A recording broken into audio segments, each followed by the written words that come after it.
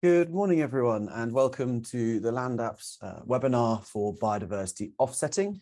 For those that I haven't met, I'm Dan, and I'm the Innovation and Partnerships Lead here at Land App. Before we get started, just a bit of housekeeping. Today is, as usual, a webinar, which means your camera and microphone will remain switched off for the duration of the call. But that doesn't mean we don't want to hear from you. We've activated the Q&A function, which you can access at the bottom of your screen. And feel free throughout the webinar to ask any questions you may have. We will have a dedicated 15 minutes at the end, so in hopefully about 45 minutes time, where we will go through the Q&A. Because of the size of the webinar and the number of people here, we have also activated the voting system, which means you can vote up the questions that you do want to hear answered. Any questions that we don't answer within the hour, we will follow up via an email. We will, as usual, stay around after the webinar for another 15 minutes. So if you want to come off mute and ask some questions, there will be a chance to do that as well. The session is being recorded and will be added to our YouTube channel, but please give us 3 to 5 working days before we get that live. Finally, the survey at the end will pop up in your screen. So once you leave the webinar, we've got 5 questions that help inform both these webinar series, but also more product specific things. So we would really appreciate it if you could take 2 moments just to answer that. The agenda for today is really focusing on our growing ecological need within the country and our new functionality that helps ecologists, help farms, helps estates quantify and start estimating their biodiversity unit potential. We've got a couple of slides just introducing you to the principle, and then we're going to dive into 4 main functions of the Land App. One of them is our new UK Habitat Best Guess Baseline, which is a way of automatically receiving a UK habitat map for any area of interest in the country, which includes Scotland and Wales. Then how you can use the Land App to draft a management plan, so a spatial scenario of what that land wants to become in the future. We're then just going to introduce a couple of the new land use workflows we've built, namely the ePlanner data from UK CEH, and if there's time, our upcoming Forestry Commission suggester as well. Then the second half of the webinar, we will be looking at our new reports dashboard, which automatically quantifies the biodiversity unit uplift from your baseline to your land management plan. As a note, most of the things I'm showing today require a subscription within the software, so you won't be able to do biodiversity offsetting within the free product. However, during that survey, we will ask a specific question about whether you want to be in touch with more information, including a quote.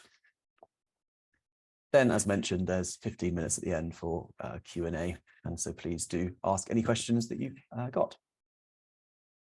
First thing just to say, 24th of March, Natural England released the Biodiversity Metric 4.0. The documentation is live. We've had an initial look, and we will be hoping to update our existing calculator to match sometime in the spring, but very much for today's webinar, we're going to be focusing on Biodiversity 3.1.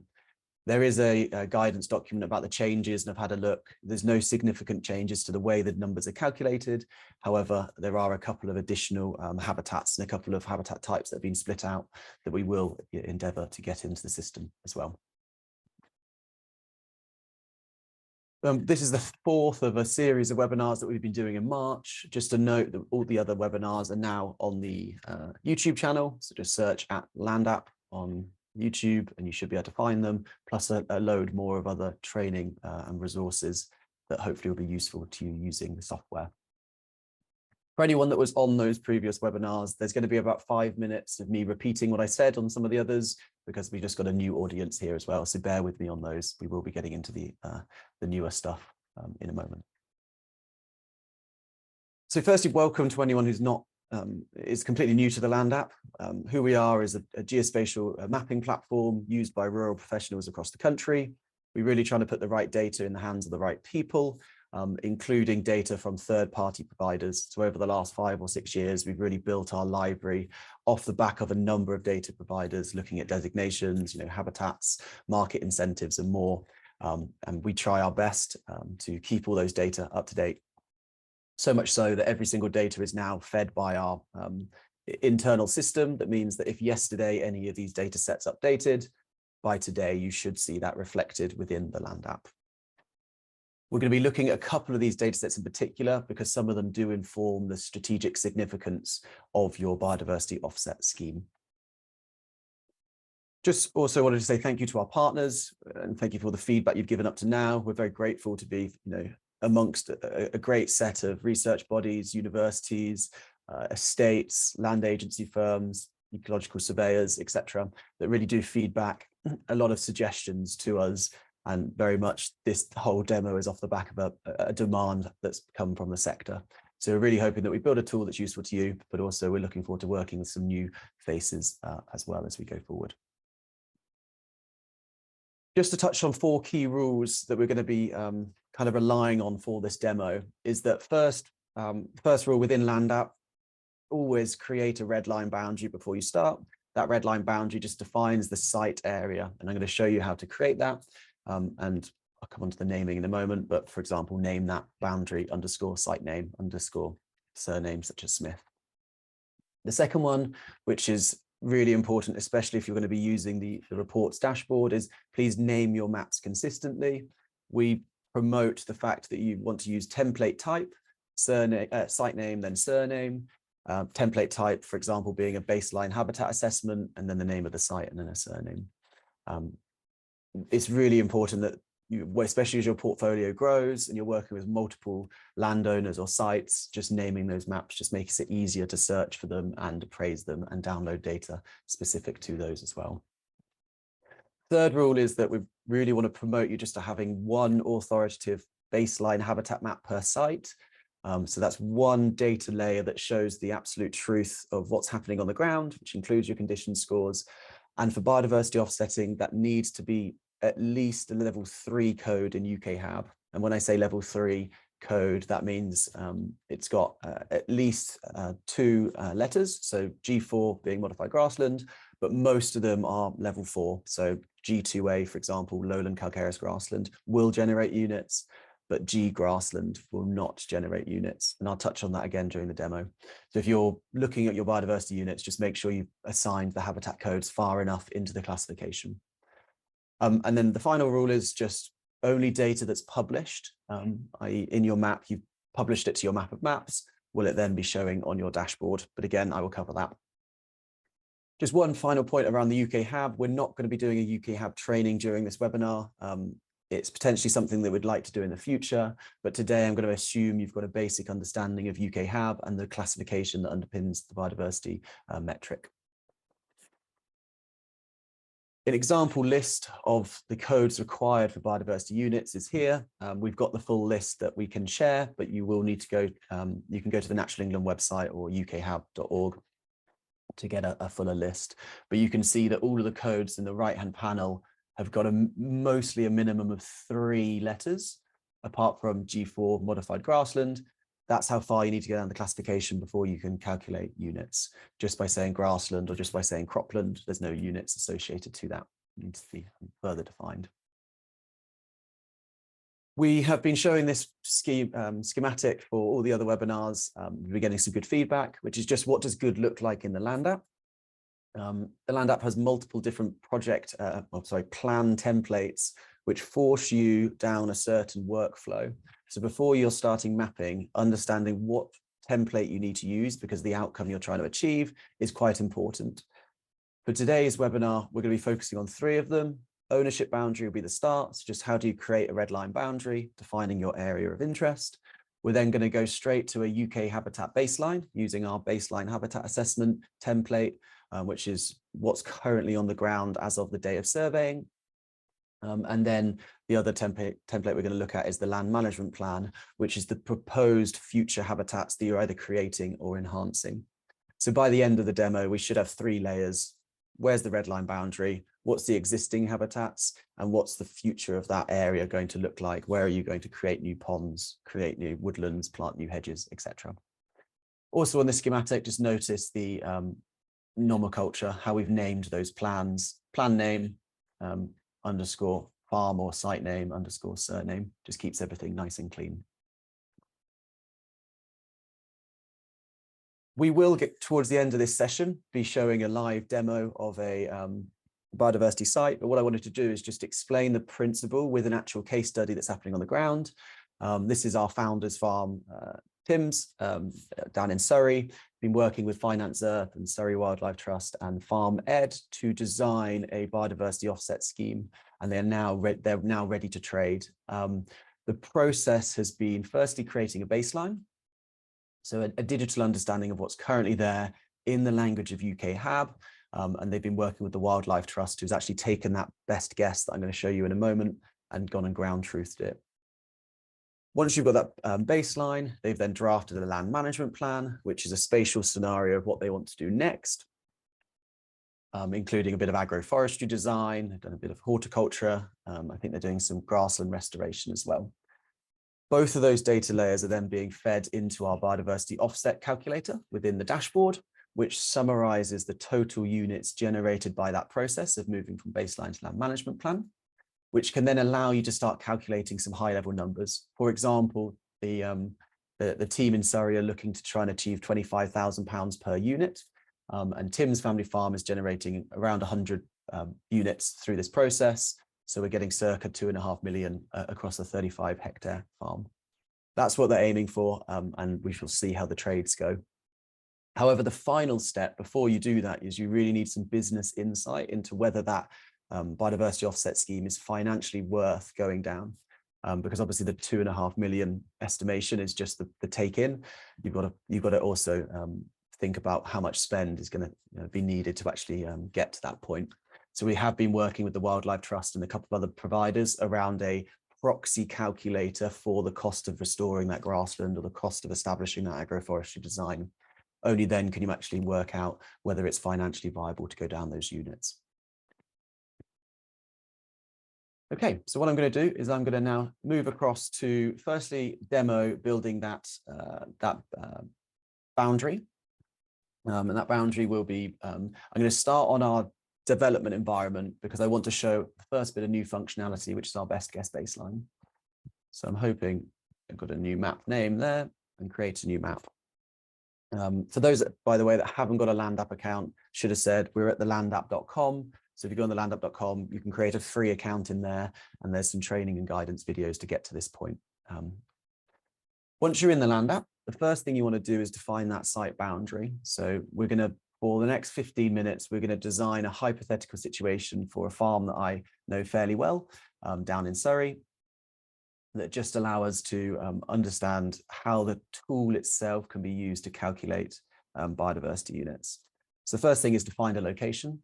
I'm going to search the map with a grid reference rather than a postcode this time, which takes me zoomed in to an area of the country. For the demo, I'm going to be using Ordnance Survey Lite, which is just one of our base maps. There's a couple of others that might be useful as well, such as satellite, aerial imagery that I might come on to a bit later.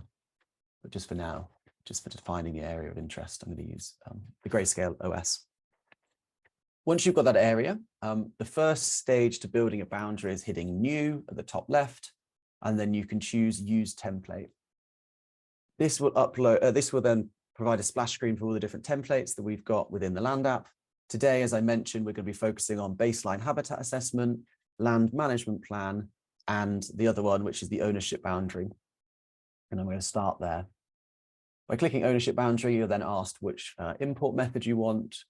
For initially the demo in England and Wales, I'm going to choose pick from land registry. And now this loads all the polygons for England and Wales that are registered on their HM registry database. I can then choose which polygons I want to create my boundary on by just clicking on them.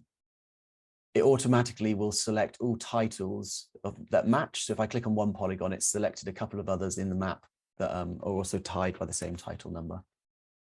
Just for the demo, I'm going to choose the areas that I'm confident are part of the farm, like so. Hit next and give it a name. I'm going to call it ownership boundary and finish. So I've now got a boundary, and that now tells the LandApp where my area of interest is.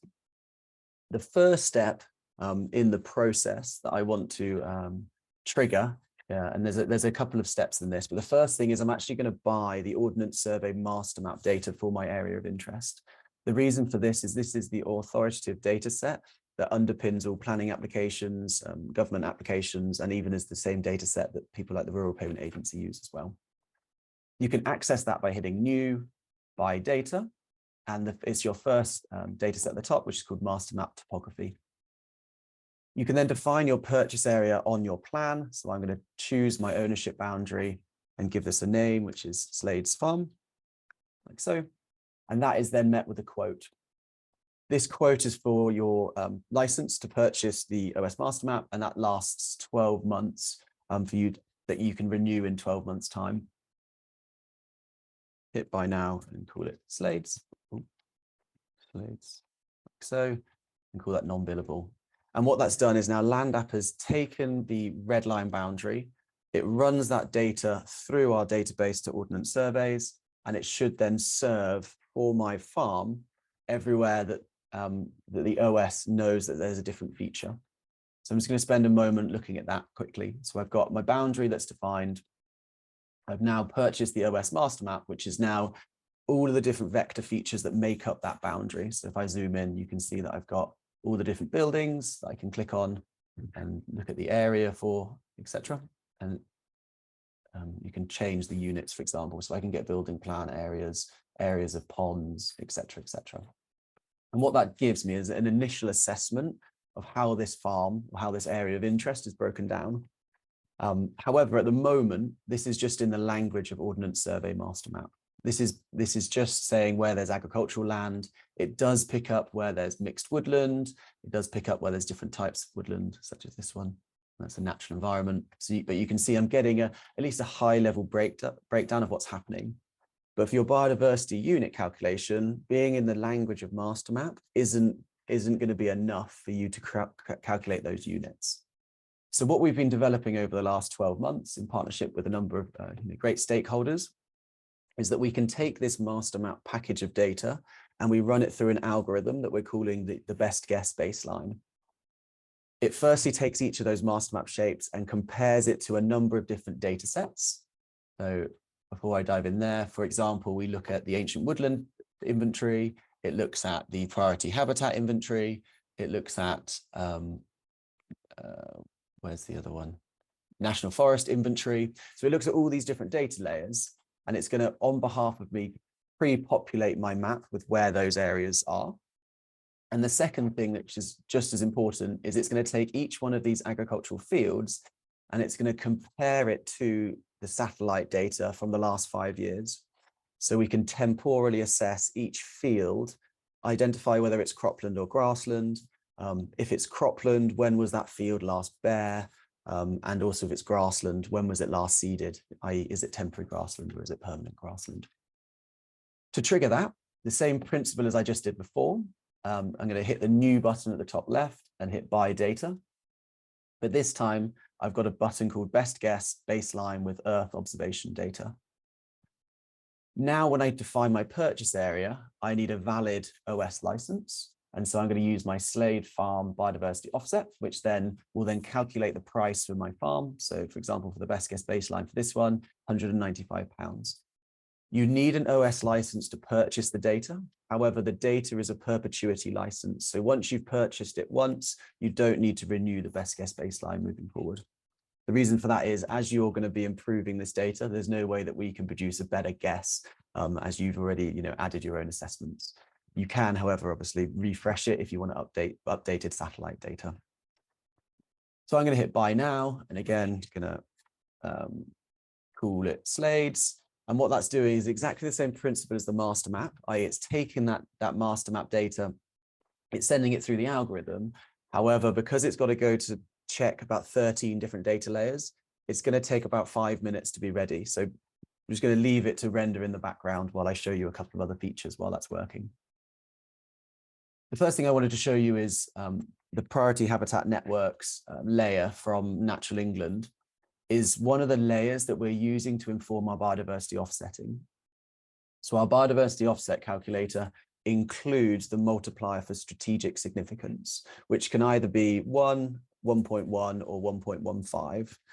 the assumption which we've made, and I've got a summary slide that I'll show you at the end of the webinar, is that if the area of interest intersects either an enhancement zone, like this orange, or is in an existing habitat type, so green or beige, it gets the multiplier of 1.15 because it's in a strategic significance area.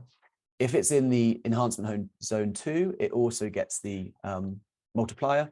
If it's outside of a zone, i.e. the bits that are not within the networks, so the grayer areas and the bit with no data, it just receives a multiplier of 1.0, sorry.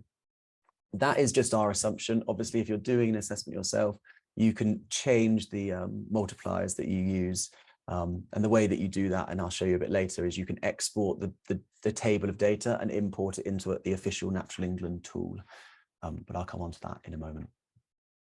I'm just going to check whether the data is run. Just confirm that I got an email. So yeah, just to show you, when I'm running the best guess, I got an email from LandApp that shows me an estimation of how long it's going to take to run. In this case, I'm expecting it to be ready in just under 9 minutes. So we shall get an email once that's ready. So that's the habitat networks layer. The other layers that are obviously going to be useful to you are looking at other targeting such as flood zones. So I'm just going to put my boundary on before I start designing an arbitrary plan, just showing some of the key layers that help you understand what this farm's might want to be focusing on. I've got flood zones down to the west, so it might be that looking at the land management plan and looking at the habitat types in this area, I'm going to try and slow the flow, try and reduce agricultural runoff, etc. Other data layers that are really important is the SSSI layer.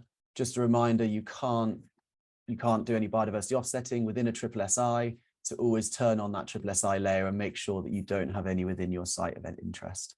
That is being handled by the dashboard, which we'll show you later, but just double check that you're not trying to create biodiversity units within a SSSI. Okay, so final thing I wanted to show you before my best guess will hopefully arrive, and this is always the exciting bit of doing a live demo, is that with that OS data, you can generate a high-level report that summarizes, just in the language of Ordnance Survey MasterMap, what's the breakdown of the different features within your estate. So for example, if I go into reports at the top right, I hit add plan, I can now summarize the OSMM area for Slade's farm, hit done, and that will then break down using Ordnance Survey's MasterMap, the farm by unit area, both in terms of how much hectareage it covers and what percentage of the total area that is as well. So at a high level, you can get quite a nice breakdown of how much mixed woodland to scrub to natural area there is, for example, and how many different buildings that you find within the area of interest. The other layer that you can look at as well is the data layers as well. So I've obviously just shown you toggling on SSSI, priority habitats, and flood zones. But you can create a report by going into the data layers and running your ownership boundary through a data layers report, which intersects all of our different categories or individual layers of your choosing, including the habitat type, for example. And this will then run a report, I'm just going to call it demo, of how much of my site area is within a designation, is within a priority habitat area, etc., etc. And just hopefully this will take no more than 30 seconds. I wanted to show you the output of this as well, because when you're biodiversity offsetting, there's quite a lot of data layers you've got to look at. By generating this report, it gives you a really quick understanding of that site and how much of that site intersects certain things. So for example, the area that I've defined has got just over 1 kilometre of public right of way. It's which parish it's in, which local planning authority it's in as well. So remember, if you're going for biodiversity offsetting, a lot of that is relevant to the local planning authority. So this farm, for example, needs to interact with Waverley local planning authority. Other criteria that we probably won't have time to look at, but for example, there are other avenues to find funding for specific habitat types. English Woodland Creation Offer, for example, for woodland creation, and the targeting layers are within here. So you can see that 42 hectares of my farm is within the high spatial priority area of UCO.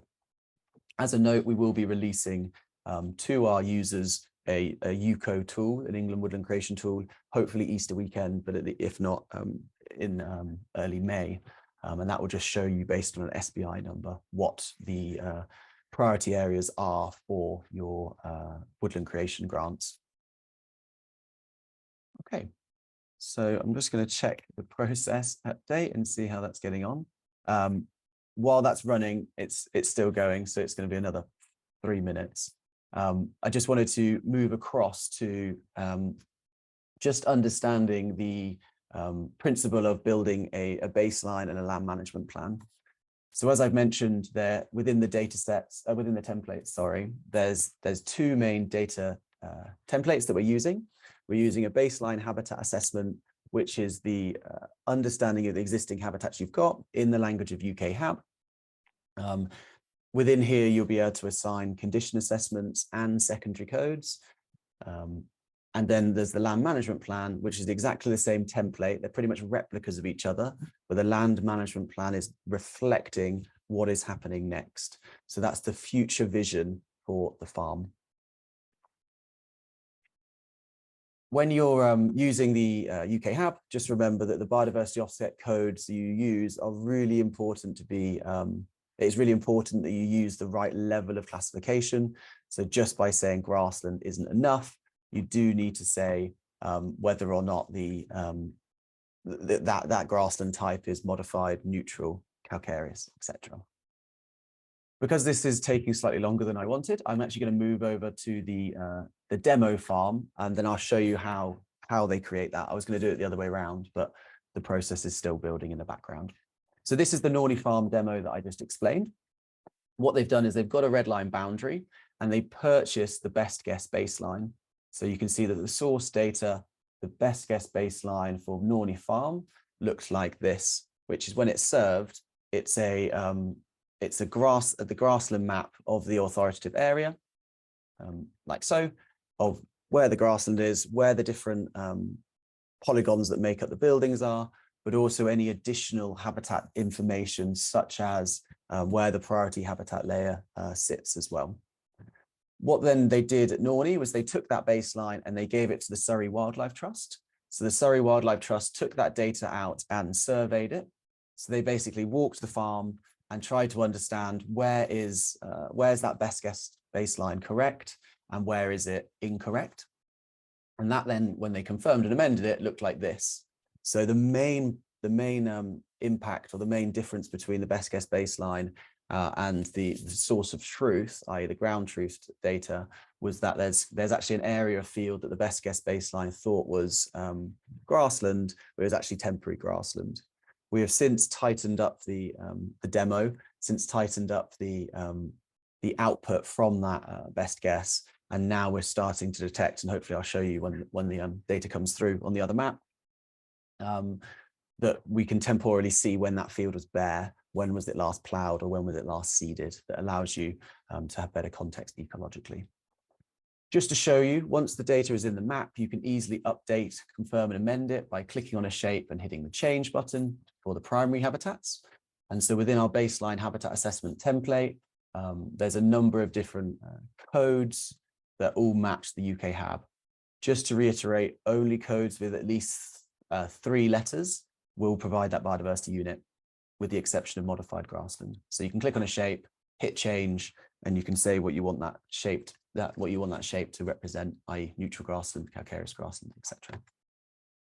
I'm not going to edit too much of this, but you can also see I can add a condition score. So at the moment I'm on the baseline template, so I can add a baseline condition to that map by clicking on the shape and choosing from the drop-down list. As a note, one of the assumptions we make in the calculator is that the baseline habitat assessment, unless otherwise stated, is moderate. And that just gives us a data point for us to calculate the units for the entire farm even if you haven't done a full condition assessment. On top of that baseline then, what the team have done is they've worked together and built a land management plan, which I can see my best guess data is ready. So we'll go over to the other map in a moment, but just to finish off this demo. They've then, on top of that baseline, they've drafted a land management plan of all the different habitats they want to create. So they've done that by drawing an agroforestry design in this field. So they're turning that legume lay into an agroforestry design. They're also looking at doing some grassland enhancement. And you can see that by the baseline, this one being a modified grass field. And then they're actually trying to turn it into other neutral grassland. So they're trying to change the habitat type, and they're trying to improve the condition from, I think it's poor at the moment, and they want to go to moderate. That is, in our head, what good looks like for a map for biodiversity offsetting. Is you've got a baseline habitat assessment that's been confirmed and amended by clicking on the shapes. And then on top of that, you've drawn a land management plan about what you want the habitats to change. One key point just to show before I go and demo with our new data that's just arrived in the map is that for areas where there is no change, i.e. you don't want to change the condition or you don't want to create a new habitat, you don't need to have any data in. So you can see between the gaps here, there's no data in that area. And the reason for that is we automatically, when we do the calculation, clip together the baseline and the land management plan. Where there is no land management plan features, we assume that the baseline has continued, i.e. nothing is changing on the ground. Okay. Now hold that thought on this demo. I'm going to go and look at the data that I've just been served, and we will dive a bit deeper into the biodiversity unit calculation for this particular map in a moment. I'm hopefully going to refresh my page. And for my area of interest, I've now been given a best guess habitat map. So what I've received from my boundary that looked like this, I've now received a UK habitat layer that gives me a UK habitat code for every single one of those features that you find within the farm. So the green representing grassland, orange representing cropland of different types, and purple being scrub, plus a couple of other ones. So the first thing just to show you is that with those agricultural fields, the Ordnance Survey data just called it all agricultural land, all beige, and our best guess baseline now is differentiated between where there's permanent and temporary grassland and where there's cropland.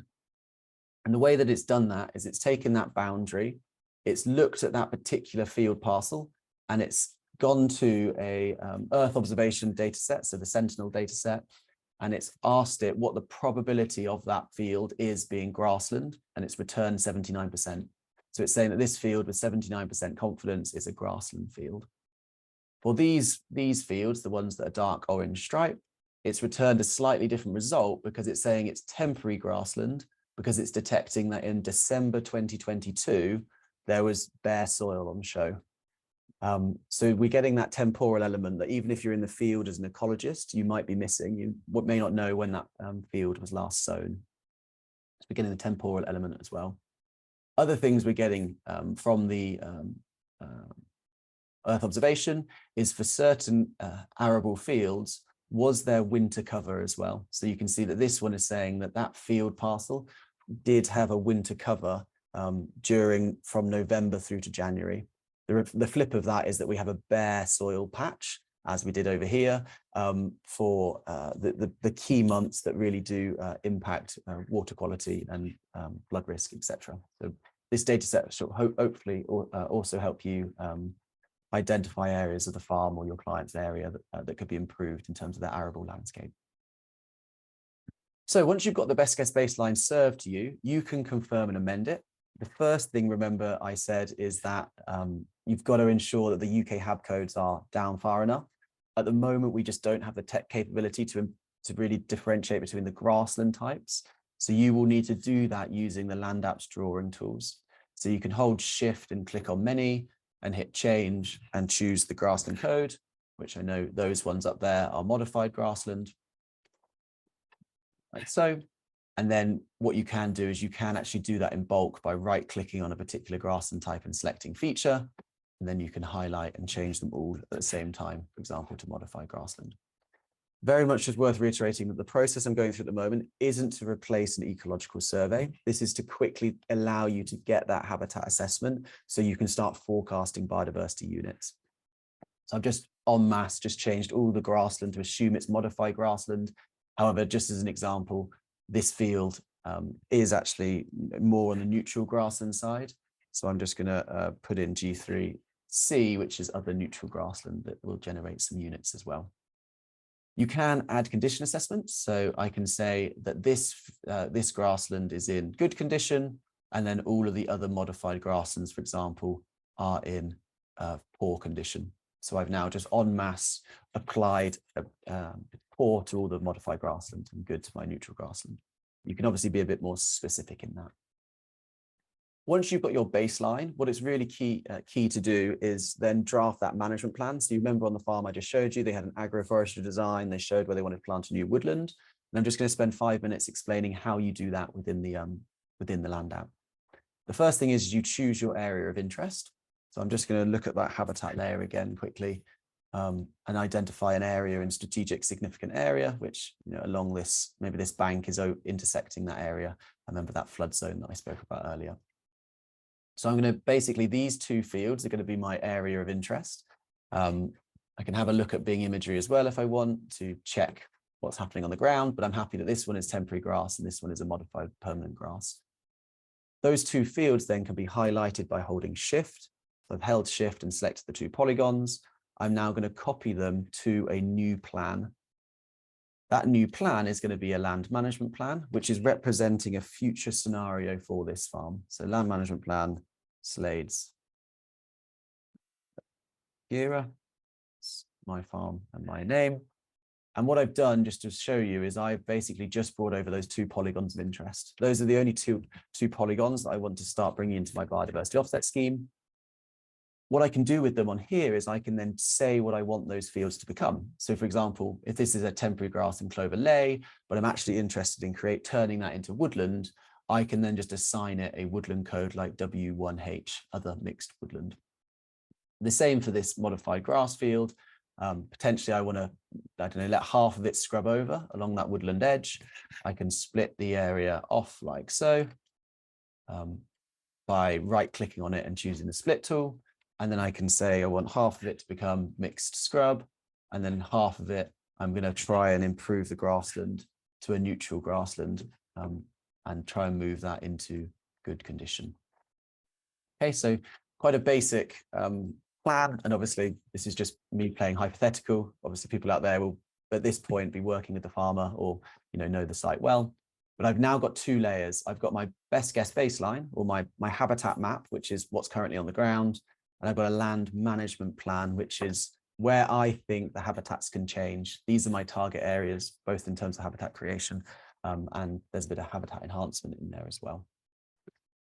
The one other thing I wanted to show before I get onto the dashboard is that we've actually built, in partnership with some stakeholders, some workflows that can auto-suggest to your area of interest where you might be in a priority area for certain habitats.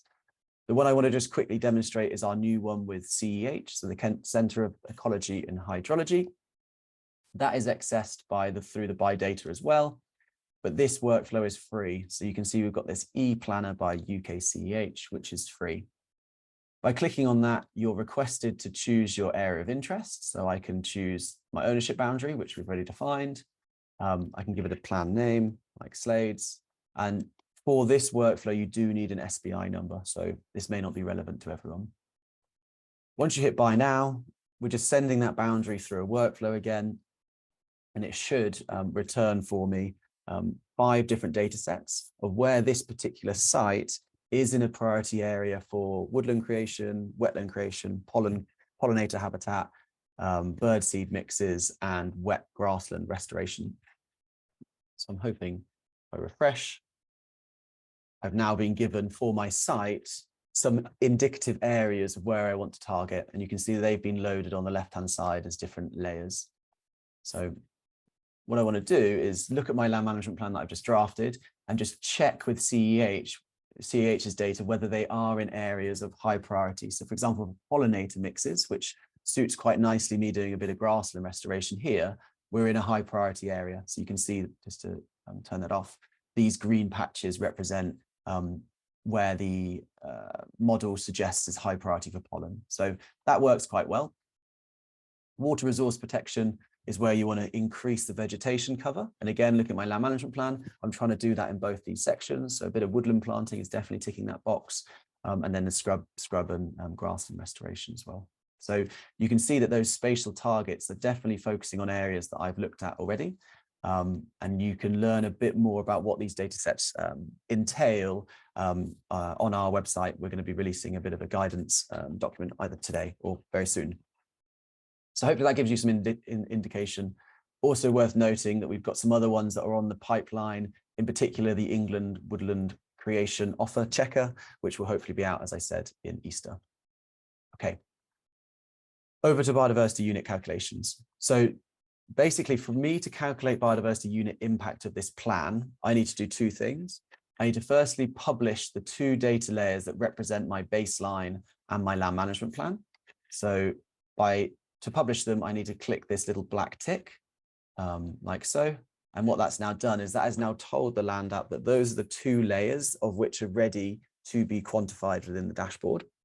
That also will publish them to the map of maps. And if you want to learn more about map of maps, I'd look at the farm cluster webinar that we did last week or the week before. Okay, so you want to publish those. And the second thing at the moment is there is a 12-hour delay, although we're working on improving it, between that data appearing on your dashboard. So basically, I think it's 8 p.m. and 8 a.m., the dashboard does a full refresh of all your data.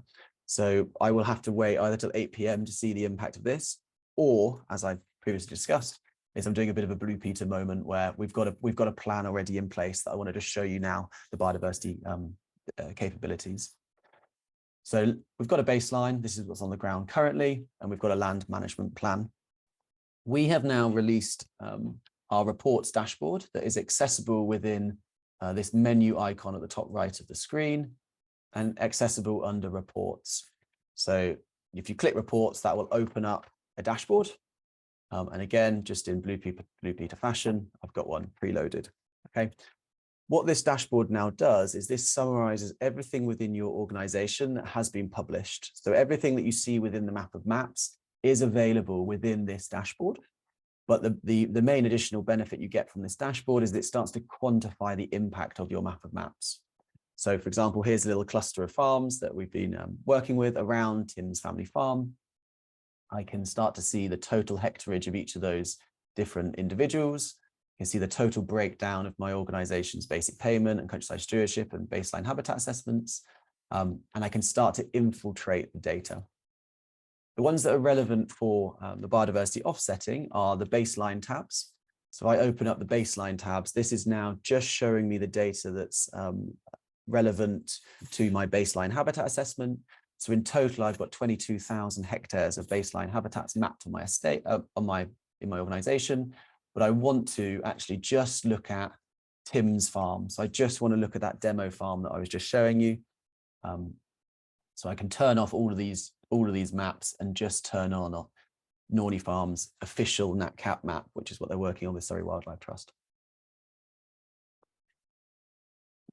By doing that, that is now just rendering from the database just all the data that's relevant to that farm map itself, which will also impact my biodiversity unit calculation in a moment. I'm hoping this will render.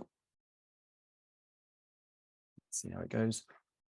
You can see that these are the individual maps themselves. And the reason we've got the unique ID there is that there is a chance that you both name that two of you in the same organization name the plan the same. So that just keeps the, that unique ID just keeps them separate as well. Let's pray for rendering. Let's see how long this should take. No more than a moment, but problem with live demos. Just while we're waiting, I can see there's some Q&As that are coming through. If there's any questions, do pop them in the Q&A or have a quick look at the Q&A function to see if there's any there that you want to upvote, so to speak. I'm gonna just work out why Might go for the bold refresh. Should load. Yeah, go for the refresh. Bear with me. Always the risk of a live demo. That should refresh my plan. Okay, so we're going back to baseline. Actually, I'm going to just filter it from in here. Let's just get rid of, when it's got so much data going through it, 22,000 hectares it can. Let's go to NatCap map, official NatCap map. Let's see if that renders.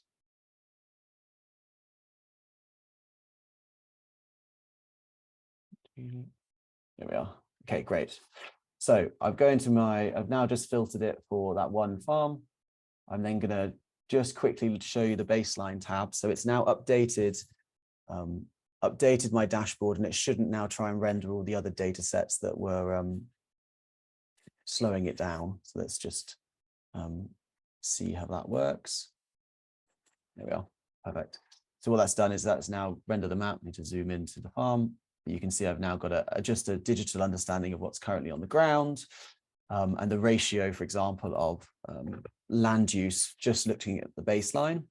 The future dashboard does a very similar thing, which is basically like, if that management plan was put in place, what would be the impact on all these different metrics, the breakdown of condition assessment that you've assigned, for example, and the breakdown of those habitats. The main tab I wanted to show you, though, now we're finally there, apologies for that, is that we've got this tab for biodiversity. And so this is now rendering and calculating the biodiversity units of that plan that we've just seen on LandApp.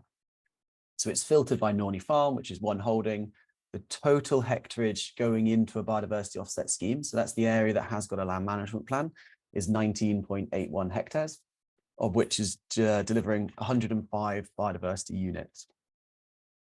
Just to talk through this dashboard as best I can in the next 5 minutes before we go on to Q&A, is that the results that come out of this are firstly a on-site baseline. So this is looking at your baseline habitat assessment, only the codes that meet the requirements of the UK HAB level 3+, as I mentioned before, total hectarage, the distinctiveness of those habitats, which is predefined by Natural England, and the score of that, and then the condition assessment as well. So as I mentioned, if you don't put in a baseline condition, everything is assumed moderate. And then the strategic significance for this farm is pretty much everything intersects that habitat networks combined layer. So you get an output baseline units.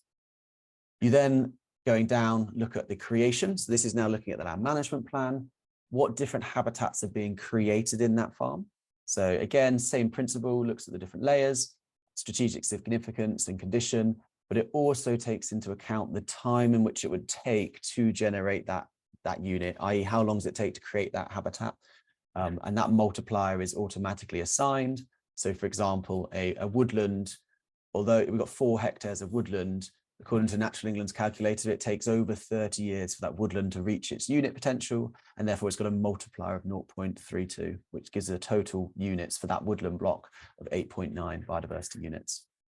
You then can sum the total biodiversity units created. So we're creating 175 units in this farm within that land management plan. And we're also then looking at how much units can be created just by enhancing existing habitats. So these are all the areas for which are moving between moderate and good. So they're trying to promote the habitat condition of some. They've also got one where for some reason there's a poor in there as well. But we then get the sum of the total units created and the total units enhanced. And then to calculate the unit difference, i.e. the uplift, you minus one from the other. So you minus the total post-intervention from the total baseline, and you get the total units. You don't need to worry about that calculation for now, but that automatically happens on your behalf. As I mentioned, you may want to play around with the numbers on this calculation, i.e. you may want to change the strategic significance or just focus on a specific habitat type.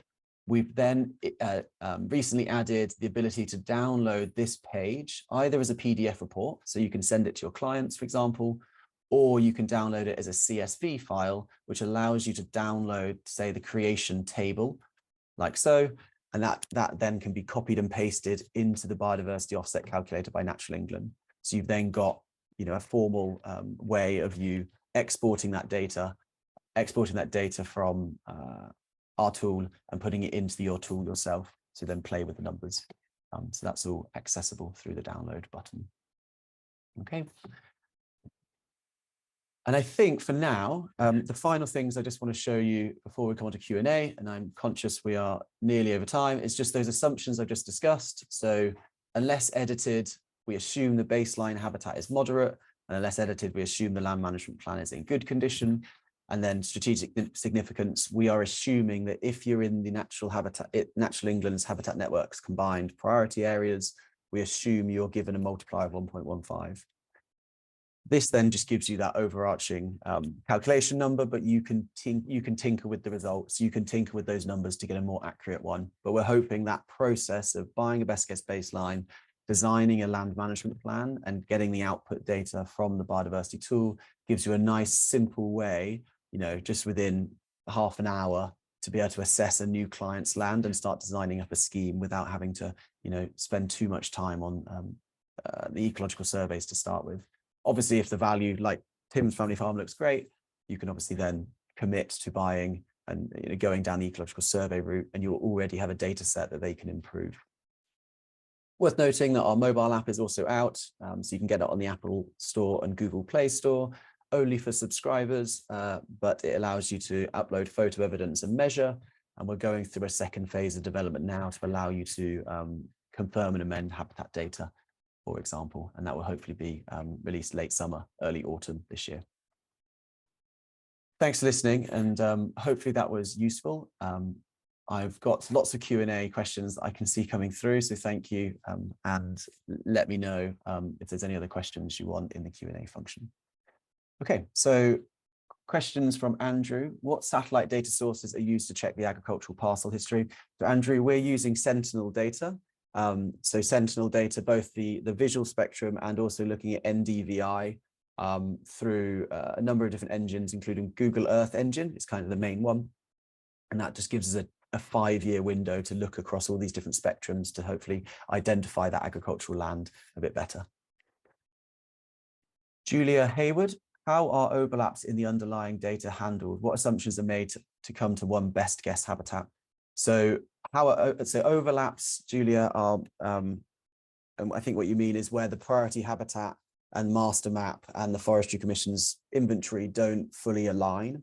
We assume that master map is the authoritative shape of the parcel, and we only subdivide the parcel as if priority habitat covers half of that parcel of interest. We have then used the algorithm to rank which of those habitats are more likely to be correct, and that's based off user feedback, but it goes through a series of queries to then output a single habitat code. Now, we're about 92 to 93% accurate at the moment, and we're working with partners to improve that. So as part of the process, if you do want to feedback your data to improve the model for others, and next time you run it, we'd love to work closer with you on that. But we are basically, the algorithm makes the assumptions for us to then come to the best guess. If it then spits out a wrong answer, we tell the algorithm where it's wrong, and it improves the next time it writes. Question from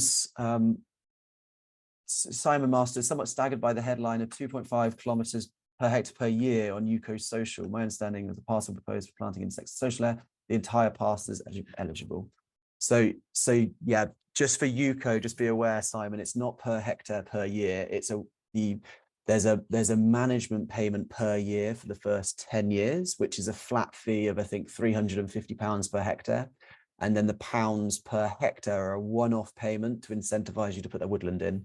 So for the social, it's £2,500 one-off in year one. And for the social one, just be aware that isn't just because you intersect that data layer. It's an additional capital expenditure for you to improve the access, i.e. build a track or some information paths to get to that woodland. But you are right around UCO.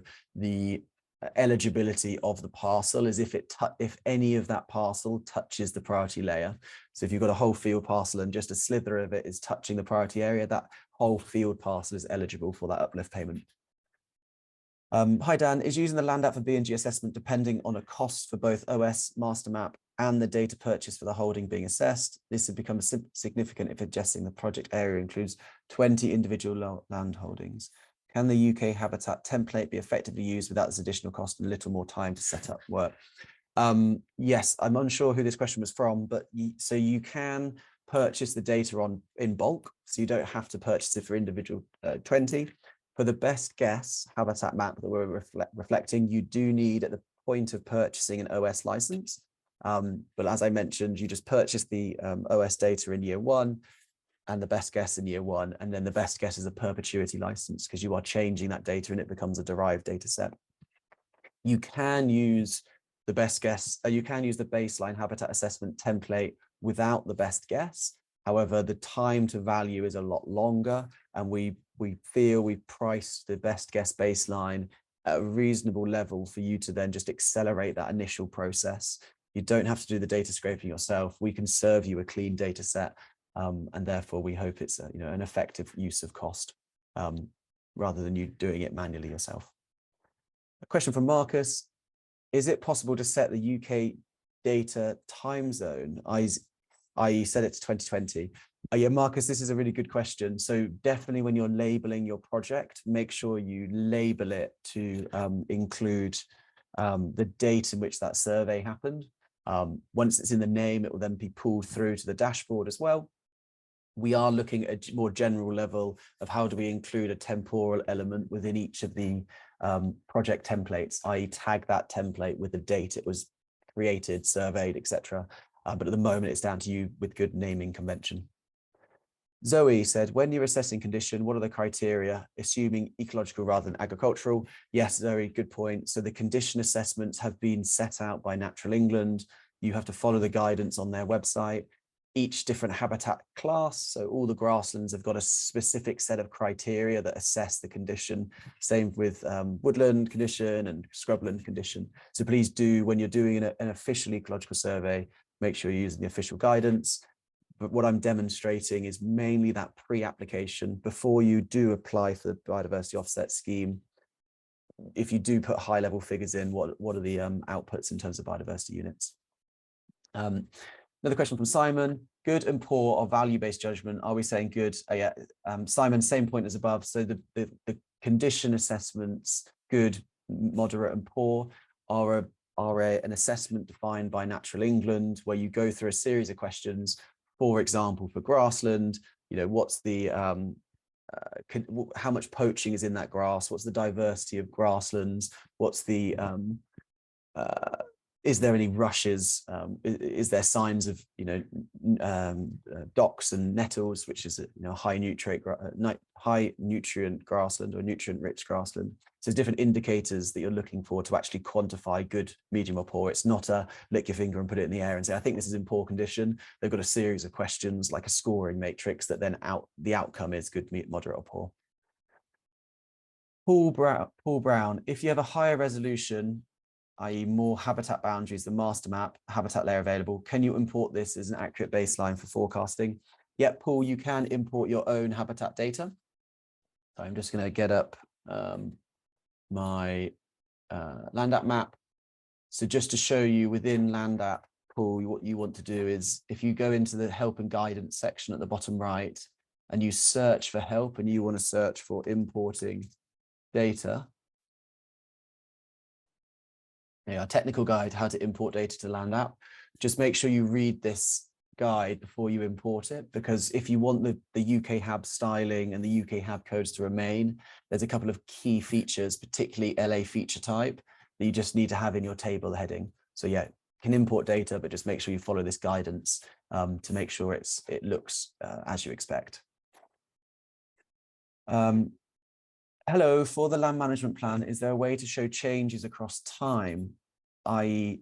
targets for when a particular habitat changes might take place? So unfortunately not at the moment. We're working, like I said, we're working on that temporal element, which will come into the development soon. At the moment, there is just a single baseline and a future plan that is used to quantify the uplift. The temporal element does come into the dashboard, as I just showed, in terms of the creation time. But if you're trying to say habitat bank, which means that, you create it and sell the credits later, we're just working out the functionality for that. Why doesn't CEH baseline data acknowledge existing species-rich grassland priority? It seems that this habitat is in danger of being inadvertently lost, even destroyed through this process. It's a really good point, and it's something that we're really conscious of. Just the point is the CEH data doesn't look at everything in context, and it's really why we are strongly advising people to not take that CEH data as gospel, and please seek advice before you actually go to deliver the units. What we're showing here is just how do you mobilize and just understand your rough potential. If you are actually going to want to go and do a trade, you are worth hiring a professional to make sure that those types of dangers are overcome, so to speak. From Ian, thanks Dan, amazing tool and the data links up. I think it's actually a biodiversity unit supply tool, not an offset tool. You only have an offset when you're compensating for something. Price and returns are dependent on demand. Thanks, Ian. Yes, really good point. So we are mainly focusing on the unit supply, you're right, and maybe we need to change the language a little bit. We are working with people that are wanting to generate units on behalf of a developer or on behalf of someone else that's looking to offset. So maybe language is correct. And Ian, I know we've got a call, I think next week, so we can discuss that in a bit more detail. Thanks. If an ecological survey is always going to be required, and by the way, I can see we've just gone over time. I've got about 5 more questions here that I'm going to answer, but if you do need to shoot, please do. There will be a Q&A that pops up onto your screen, and I would really appreciate it if you just spend 2 moments just to fill that out. But yeah, just finalizing the last 5 questions. If an ecological survey is always going to be required for offsetting, trading to capture all habitat parcels and condition of those habitats, could you just bypass the broad habitat baseline and upload the ecological assessment? Or is it better for an ecological survey to have an initial map and check and modify? Yeah, exactly. The latter in that question is basically saying, if you're going to pay for an ecological survey whenever you want, isn't it just best just to pay for it up front and then not worry about buying this baseline? We strongly recommend buying this first because this dramatically saves the time of the ecological survey and therefore should bring down the costs of that survey as well. We've been doing a pilot with DEFRA and the Wendling Beck and eCountability, who are an ecological survey provider. And we basically in parallel did exactly as you said, just go straight into ecological survey or provide the best guess and then give the surveyor that best guess. And this second one dramatically saved time and actually improved the accuracy of the data because the best guess algorithm serves it clean. You are just then editing and amending authoritative data rather than requiring the ecologist to actually draw the shapes yourself. I think we've got a report written on that would be worth sharing. And I don't know when it's going to be out, but we can, we're going to basically on our website have a biodiversity offsetting or supply generation center where we will cover that. But very much we see this as a really nice way of giving the ecologists a leg up to the world of surveying, underpinned by Ordnance Survey MasterMap and with that satellite data. That means that their surveying goes a lot further than them focusing on drawing the shapes. The demo has shown on-site improvements. What happens with off-site improvements? Yeah, I think this is another point similar to what Ian just made around the language here. So the process I'm technically demonstrating is mainly the off-site improvements that a developer can invest in. So could be the land parcel for which the developer offsets their biodiversity units on. So I think maybe we just need to have a consortium of people, and if you're interested in feeding into that language in the survey and any other comments section, if you can just say I'm interested in feeding back and being part of a customer forum for us, that would actually be really useful. Technically, these are the off-site improvements that are happening on your farm on behalf of the developer. So yeah, perhaps we just need to tighten up language there. Andrew, are you planning to include a tool for linear hedge and river calculations in the future? Yes, so really good point, Andrew. In the biodiversity tool, there's 3 main ways you can calculate units. There's the habitat units, which is what I've been demonstrating here. There's the river units, which is the habitat units generated by river restoration. And then there's hedgerow or linear feature units as well. We currently just do the habitat units because that's been where the biggest demand is, but we are looking to include river and hedgerow units as the tool develops. So yeah, definitely in the future, but not quite there. A question that we may have already asked, but just to recap. Hi, Dan. It's a question from Molly. If we build our own habitat map, then you can import the data. Yes, if you've already got a habitat data layer, you can import it into your map. Wherever my import button is. Oh, yeah, it's up here now. I'm trying to remember. Import data and drop it into your map.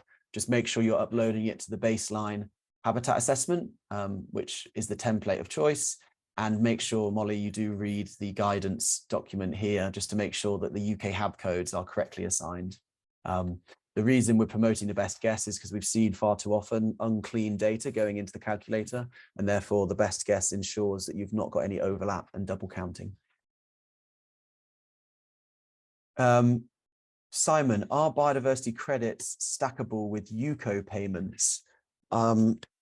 I honestly can't remember. I think the answer to that is no. I think your UCO payment is separate. I think you can stack carbon payments on UCO, but I don't think you can stack biodiversity offsetting in UCO. It's either one or the other. You can stack biodiversity offsetting and nutrient neutrality. But what we'll do is on that point, I think there's some good guidance from DEFRA, and I'm not sure if anyone in the chat in a moment can come off mute if they're an expert around stacking biodiversity credits with other things, especially UCO, and would be happy to put their hand up and answer a couple of questions. But honestly, I don't think you can stack. Ian, I understand it'd be part of an offset if talking to a developer, but someone is scoping whether to enter the market by engaging buyers or considering a habitat bank, i.e. supply produced in advance of demand. They would use the tool without having a specific offset transaction in mind. Yeah, Ian, that's exactly right.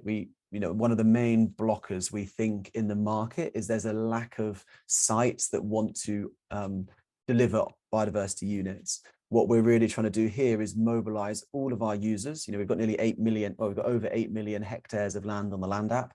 If we can just get them all to start drafting a management plan and to start roughly understanding how many biodiversity units they can generate, then they can start having conversations with those looking to offset.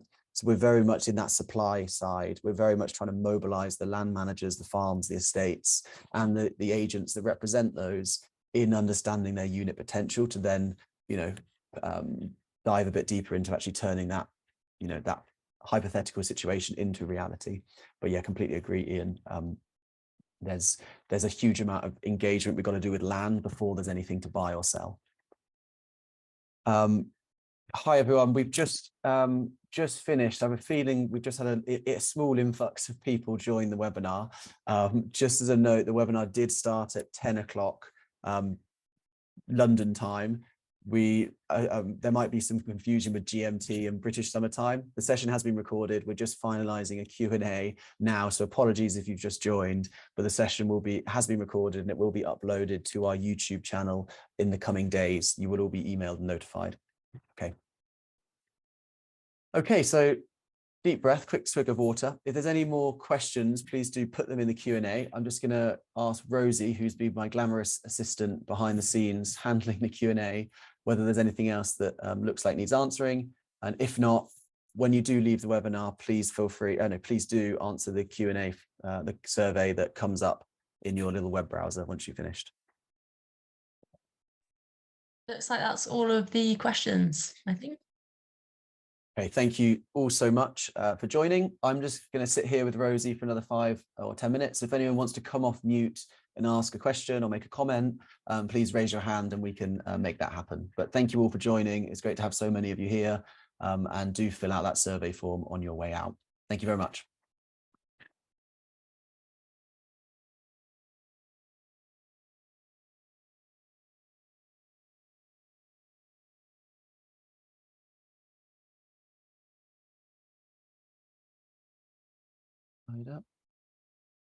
If anyone's out there that wants to come raise their hand, please do. If not, we can call it a day. And we've got one attendee with their hand up. Ian, Dicky, I'm going to allow you to come. Oh, wait. Sorry, I think Chris Sorry, let me disable talking. Apologies, Chris, I pushed the wrong button. Allowed to talk, Ian. So Ian, hopefully you can come off mute now and make some comments. Yeah, thanks, Dan. Can you hear me okay? Yeah, thanks, Ian. Okay, yeah, thanks. I can try and answer the stacking and bundling question a little bit more. Firstly, yeah, amazing information from you and system. Thank you. We understand there's some updated guidance sort of due to be released soon, which is a fateful term, but from DEFRA, and I think as part of an update to their green finance strategy. So that package of information is likely to emerge, and it's expected to give more guidance on ecosystem markets generally and on stacking and bundling. Until that time, to answer the question, I think it does possibly depend a bit on the habitat, and it's better to assume, as you responded, Dan, that things can't be stacked until we sort of know that they can. But one of the key tests, which may then mean it's different for different habitats, will be whether there are actually additional actions that need to be taken and or additional monitoring that needs to be done to show the production of the different types of credits that you might be stacking. So that's why the answer can vary. And that's why often interventions for nutrient neutrality are quite different to carbon. So they're more likely to be stacked, as you said. For some biodiversity and gain and carbon gain actions in managing habitats are very, very similar. So they wouldn't be suitable for stacking. They're more likely to be bundled. And that's why the peel and code is a bundled credit of both biodiversity improvement and carbon. Right, that makes sense. It's always been the case, especially with public money, that it's kind of funding for last resort, i.e. if you can find funding from a private source, i.e. through biodiversity offsetting or nutrient, government are going to be less likely to fund in that stacked model. But I think, as you rightly said, there's definitely some examples of stacking happening within the sector. But I would say a high level assumption is don't assume you can stack until you speak to a professional who can help you, and hopefully, fingers crossed, that the guidance that comes out, Ian, and whether you're feeding into it or not, be good. But yeah, when that comes out, hopefully that provides clarity on what can and cannot be stacked.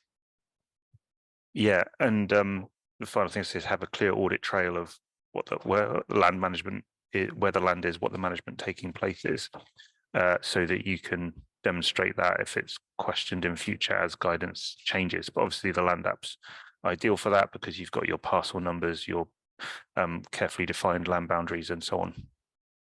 Yeah, definitely. And plus I think photo evidence, which I didn't manage to speak to about today, I think I did in the introductory webinar, is one of the key ways of getting that. So just go out on your farm with the mobile app, just take photos of things you've done.